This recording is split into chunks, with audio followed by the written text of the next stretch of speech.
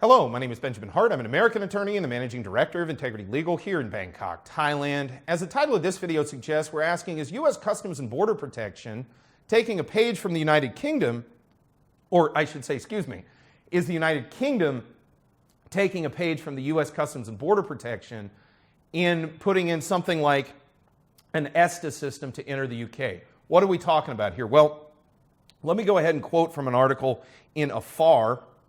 That's AFAR.com, AFAR.com.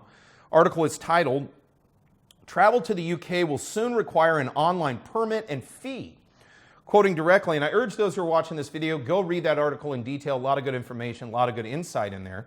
Quoting directly, "A new electronic travel authorization system is slated to go into effect by 2024 for all international travelers arriving in the United Kingdom."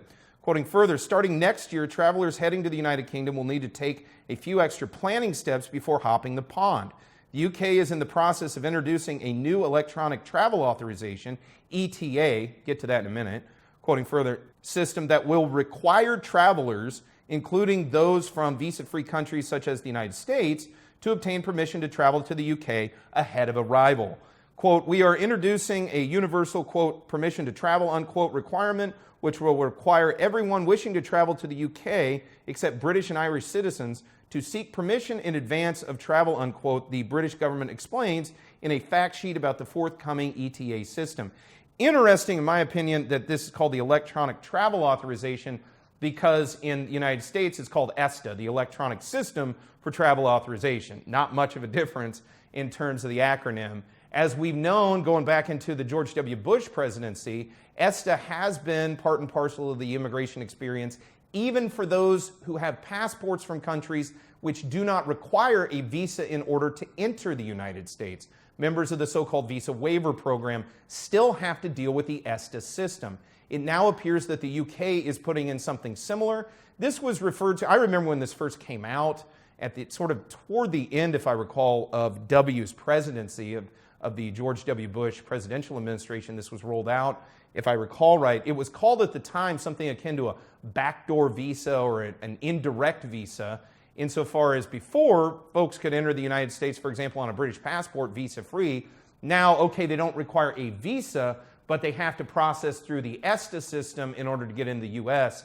Looks like the UK is now sort of doing the same thing, requiring those who want to come into the UK to go through their own version of this.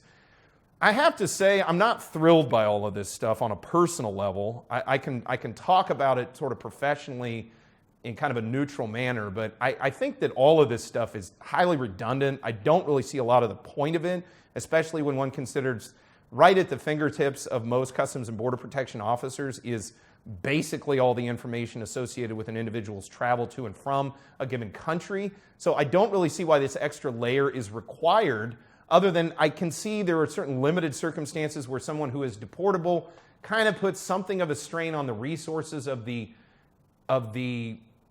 country that that one is attempting to enter. I can kind of see that, but that was my understanding what the budget was for things like Customs and Border Protection. It was designed to deal with such matters. Again, I'm kind of ambivalent on ESTA. I'm not from the UK, so I'm not going to really comment on that.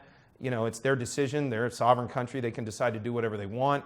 But my opinion is I kind of think the ESTA system in the United States was probably more trouble than it's worth. I'm happy to stand corrected. I'm not really aware internally what all the data is associated with that. Maybe it's been a resounding success, and this is why the UK is undertaking this. I don't really know. If there's further information on this, we will certainly keep you updated on this channel as the situation evolves.